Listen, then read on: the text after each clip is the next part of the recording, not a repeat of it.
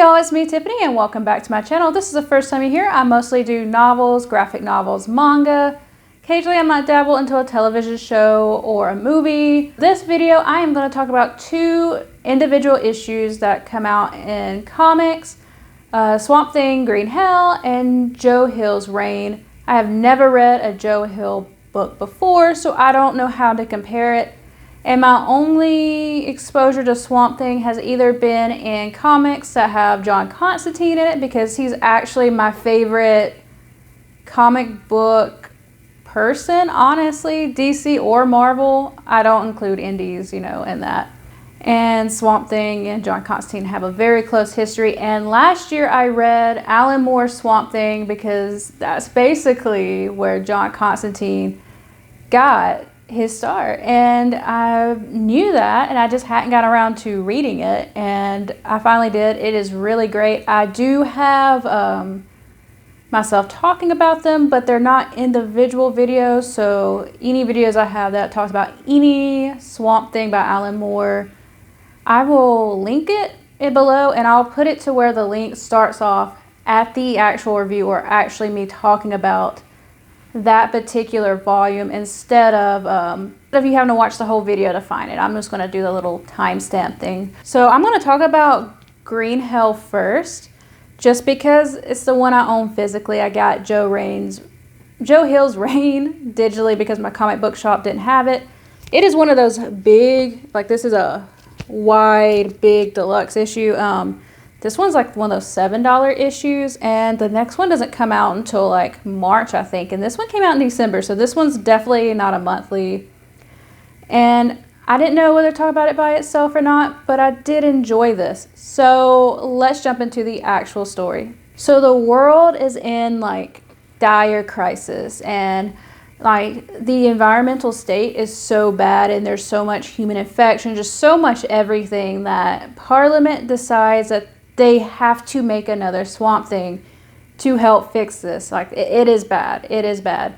Holland is not used very much in this. It focuses more on like a group of survivors, which is rather interesting. And the world's just gone crazy because the environment's gone crazy. So naturally, every little thing is affected because of the environmental damage and the chaos going on. I think the characters are pretty relatable, but their life is just something that we can only imagine. At the same time, the author, like Jeff Lemire, I read one other thing by him. Anyways, he does a great job of building these characters and making them feel fleshed out, even though you just see them. And he does a good job at balancing like the horror and the relatability. It's not just like, jump scares and just gore, even though there is a lot of gore in this. There's a lot. To be honest, I don't think enough stories really talk about the actual reality of like plagues and the environment and stuff. We might get some stuff like about zombies or some like pandemic type stories, but I think this one does it in the most realistic way that can be a thing if Swamp Thing is going to be like a person in this universe. The art is absolutely phenomenal. The drawing, the coloring, everything just brings so much of this to life. And it's so gory, so horrific, and I just love it. I love really gruesome art. I know that sounds crazy, but this did not disappoint. It's one of the best issues. Mankey, I think that's how you say it. I've heard his name before, and I've seen his name, and he is very well loved for his art, and it shines through this as well. And I love hearing so much about the characters, and I am going to show you some art because my goodness, this is gory. So if this is not your thing, both of these issues are a little gory, but look at this. Look at that. It is absolutely insane, and I love it. I love like the Swamp Thing stories that I've read so far, which has just been Alan Moore and stuff with like John Constantine, and I definitely get more out of it now that I read Alan Moore's Swamp Thing. And I'm currently starting Hulk Immortal, and that is gory too, and I love the gore. I love horror too. And John Constantine is old in this. Like, look, here is another horrific art. Like, And the fact that this is so oversized, I think makes it worth the money. I don't know if I would want to wait for the trade just because this is so good. But if you're waiting for the trade, like if it keeps up this pace and just off one issue, I think it'll be worth it. But there's a lot to say just, you know, off one issue. But, you know, there's criminals. There's just like everything that you would want in like basically a dystopian. And the artwork is just... the coloring is great too. And I want to show you another one because this seems really weird out of context. But you see, like, the coloring is amazing too. It's not just the actual art. And Swamp Thing and John Constantine meeting up. I'm trying not to show the other side too much because this is towards the end. But so far I love this. And it's just, it's so much. And yeah, I think this is probably one of the best looking issues I have so far. I hate that I have to wait so long in between the two. But yeah, I guess we'll talk about Joe Hill's Reign. So I did want to buy this one physically, but none of my comic book shops had it. I have never read a Joe Hill book. I've heard good things about him though, I just haven't read it. And I think this is an adaptation of one of his novels, if I'm correct. So maybe that's why this one's being done a little quicker. The second one comes out February 16th. So, Reign #1. The artwork's incredible in this too. I really enjoy it. So, we have, we start off talking about like a lesbian couple, Honeysuckle and Yolanda. I think that's how you pronounce it. And it seems just like a regular, normal day. It's extraordinary for these two because they're getting to move in together. And then this guy rains nails and kills a lot of people. As naturally it would, right? Because of gravity and all that. And it is horrific. And everything seems to be told in flashback. And it's told through Honeysuckle's perspective because Yolanda dies, unfortunately.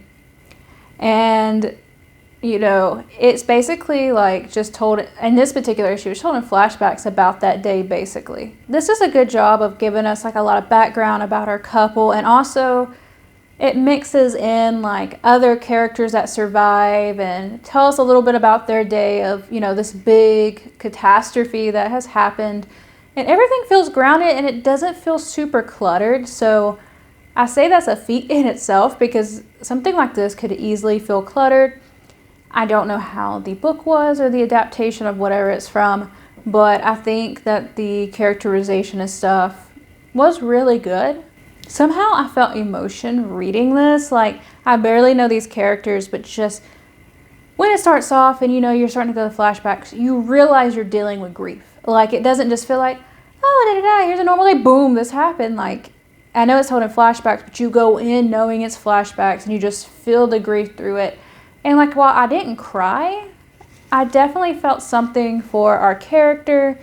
And the artwork, oh my gosh, the artwork it has so many little details, like from freckles and the arm hair on some of the characters and just the regular hair. And it's stylized so beautifully and I love the colors of it. And it's just like, it makes this world feel so unique and so fresh. And, you know, I don't know if there's a lot of stories about nails coming from the sky, but this was definitely a unique experience for me, and I absolutely loved it. I love it. I cannot wait for the next one. Actually, this is kind of like why I'm combining these two issues together, because even going through Nubia, I just noticed it's hard to make a long content about each issue, so maybe if I hit a couple. But I'm going to show some artwork of Reign. It is so gorgeous, and I love it so much, and I'm having to get these I had to get this off of Amazon Kindle store because I don't have a Comixology account, and I just got it on Kindle because it was $3. But I know if you go on Comixology, you can have it to where it auto goes on your account. So I'm definitely going to have to pre-order the second one because it comes out soon after the time of me recording this. It'll probably be out though by the time this comes out. I'm not fully sure. It comes out on February 16th, and I am ready to see where this goes because it's such an interesting setup, and my goodness. So guys, if you've read any of these issues, let me know. If you were looking into these issues, also let me know. If you can't find any in your comic book store, they're both on Amazon. I'm sure they're on other comic related like digital stuff, but I only experience Amazon or my library for digital comics, so I don't know how the other ones go.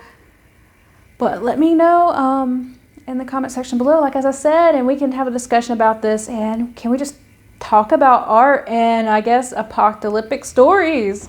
All right, I'll see you later. Bye.